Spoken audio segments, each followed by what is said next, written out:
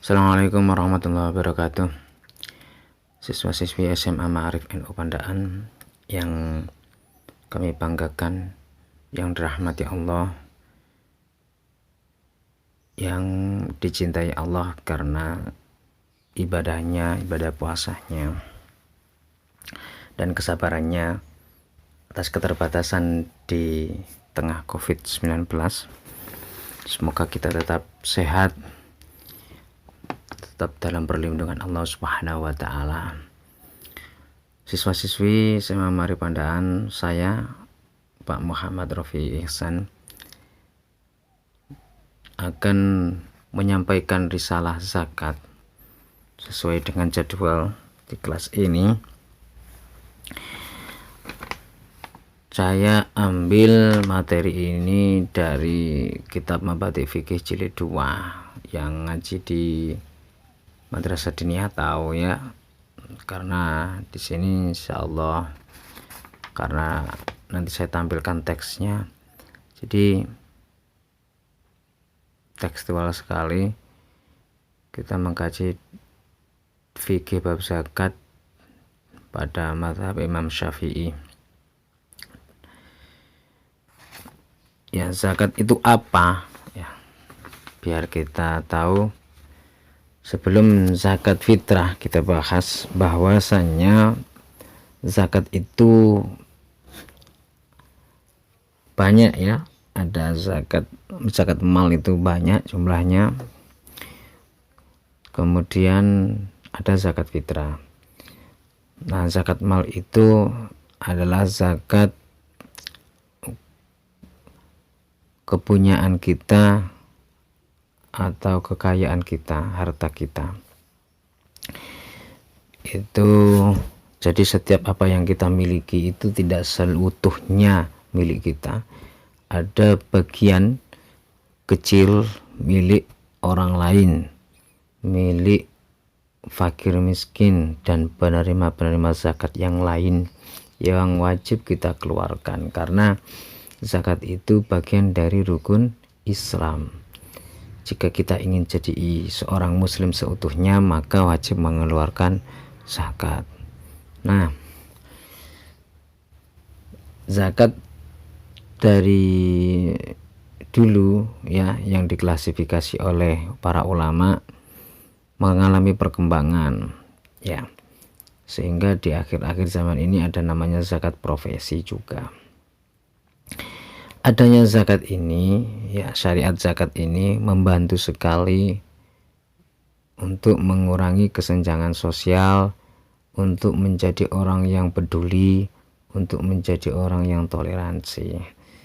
Ya, akhirnya kita menjadi makhluk sosial dengan sendirinya dengan adanya syariat ini. Nah, itu akan kita bahas nanti hikmahnya di akhir nanti, tapi sebelumnya kita membahas tentang definisi. Anak-anakku, siswa-siswi SMA Ma'arif Pandaan, apa itu zakat fitrah? Ma iku opo zakatul fitri utawi kang aran zakat fitrah. Apa zakat fitrah itu? Hiya utawi zakat fitrah iku arba'atu amdadin, petang mut min kuwati baladihi, saking makanan pokok negara tersebut. Intinya kita mengeluarkan sebagian harta kita dari makanan pokok yang kita makan sehari-hari. Tentunya kalau di Indonesia adalah kita makan nasi, jadi maka dalam bentuk mentahnya namanya beras. Jadi menyesuaikan, tidak semuanya zakat fitrah itu beras.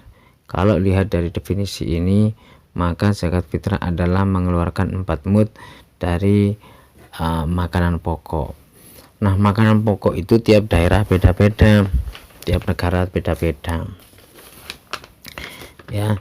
Jadi semua orang muslim di seluruh dunia ini akhirnya juga beda ya, ada yang gandum, ada yang kurma, ada yang tepung dan sebagainya. Kalau kita beras 4 mud itu berapa Pak? 4 mud itu senilai 1 sok ya. 1 mudnya itu 675 gram kalau kita konversikan pada berat. Maka kira-kira itu 2,6 berapa saya lupa.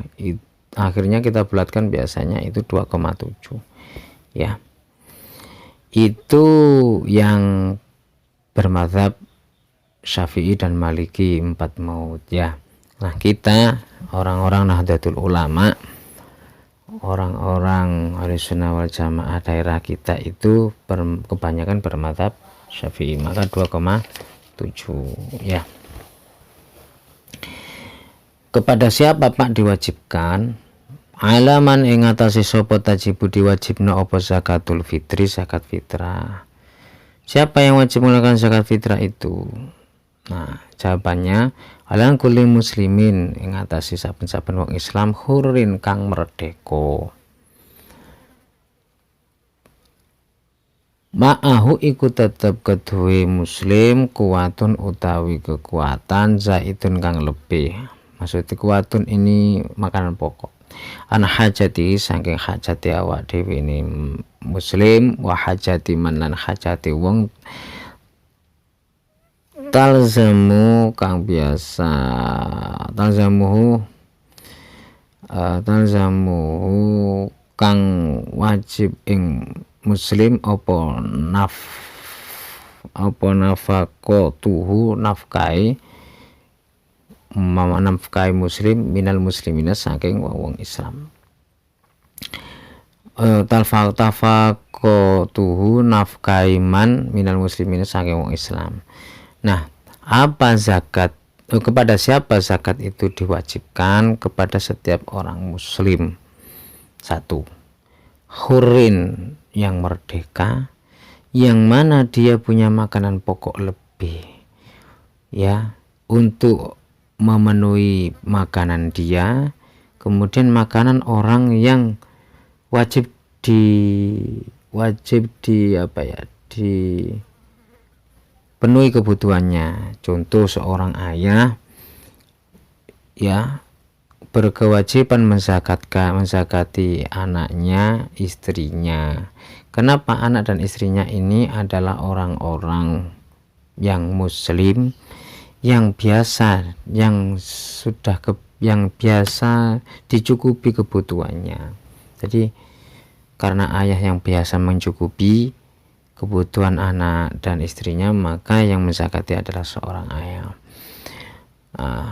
Kalau dalam keluarga sampean itu bukan ayah, kakek, utawa nenek, iya, karena mereka yang biasa mencukupi kebutuhanmu, maka yang kewajiban menzakati mengeluarkannya adalah mereka.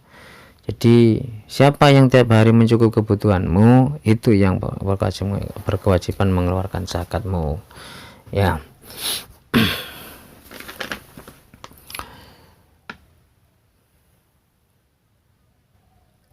Fayuzaki mongko zakat anafsihi sapa muslim anafsihi sange dari muslim, wa aman lan wong talzamu kang wajib ing man sok nafaqatu nafaka iman minal muslim sange muslim. Tapi syaratnya adalah muslim. Semua dalam keluarga kita itu ada yang non muslim ya, maka seumpama seorang ayah di antara anaknya itu ada yang non muslim, maka ayah tidak berkewajiban mengeluarkan zakat salah satu anaknya yang non muslim. Jadi yang wajib dikeluarkan adalah hanya yang biasa dicukupinya itu dengan syarat beragama Islam ya. Jadi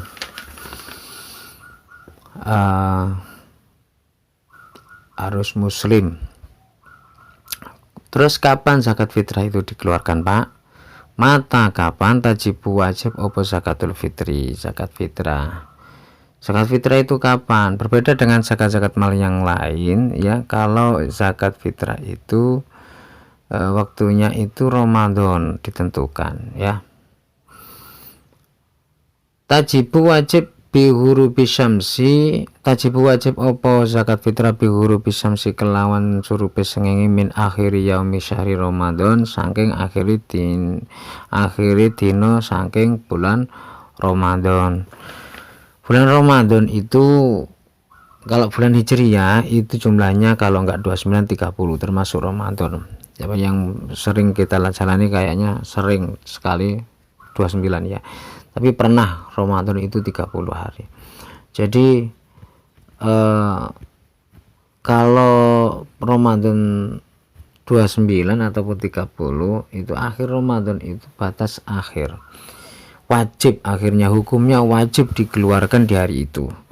Ya, di hari malam hari raya ya, malam hari raya mulai maghrib sampai subuh alias sampai sebelum matahari terbit di hari raya itu hukumnya wajib. Pak, kalau mengeluarkan sekarang boleh, biasanya di akhir-akhir bulan Ramadan ya, malam likuran ya. Tapi kalau sekarang ya juga nggak apa-apa, mulai awal Ramadan juga nggak apa-apa, tapi belum wajib hukumnya. Hukumnya wajib itu ketika sudah terbenamnya matahari di hari terakhir sampai sebelum matahari terbit di hari raya, itu hukumnya wajib. Kalau tidak dikeluarkan juga maka dosa karena wajib.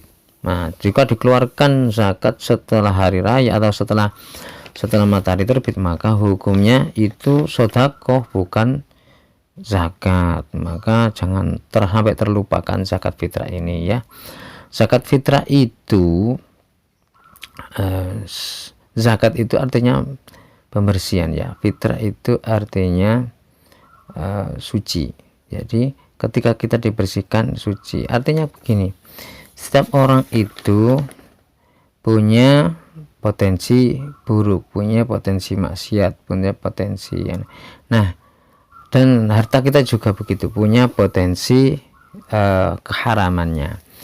Nah, dengan adanya zakat ini kita niati untuk membersihkan diri ya, membersihkan diri dengan zakat. Semoga diterima oleh Allah Subhanahu wa taala ya. Kemudian hikmah zakat. Nah, hikmah zakat itu selain membersihkan diri niatnya kita tadi ya. Jadi zakat itu membuat kita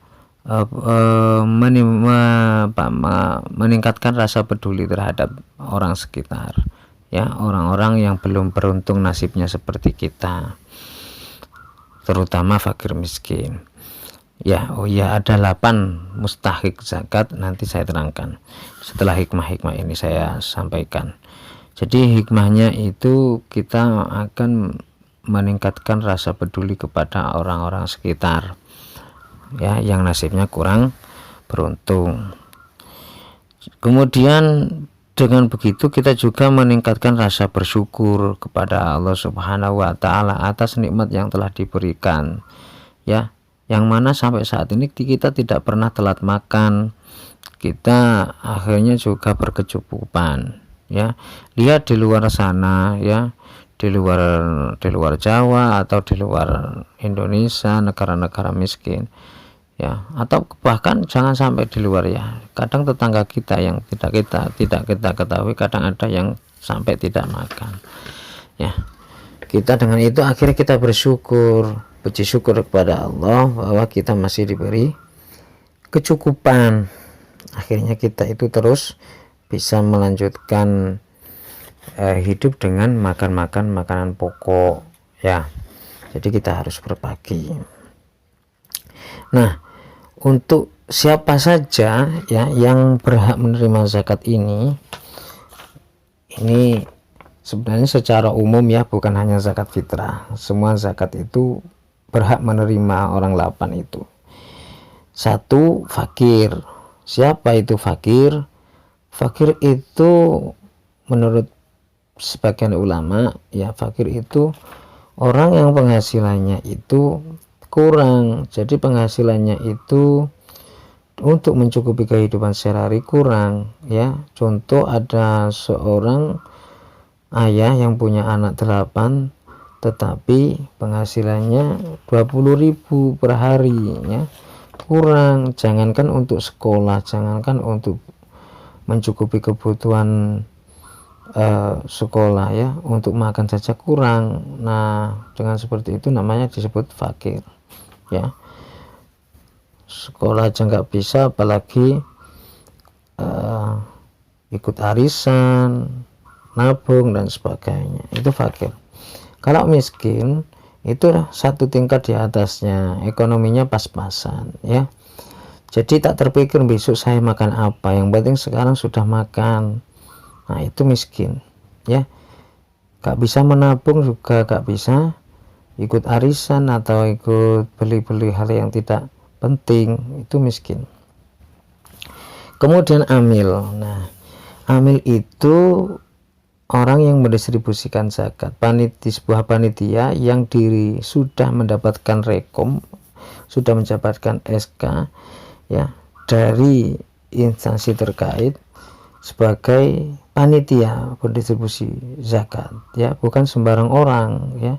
Jadi bukan hanya mengumpulkan kemudian dibagikan, itu amil, bukan, ya, itu penyalur saja, tetapi bukan amil. Kalau amil itu berhak menerima zakat, ya. Kalau amil itu, kalau di Indonesia ada Basnas itu, maka ada SK Basnasnya, dia seorang amil, maka dia berhak menerima zakat. Kalau hanya sekedar penyalur, ya, tidak berhak menerima zakat, ya. Dia hanya mengumpulkan kemudian dikasihkan orang yang berhak, yang lain itu bukan amil dan dia tidak berhak menerima zakat. Kemudian mu'alaf.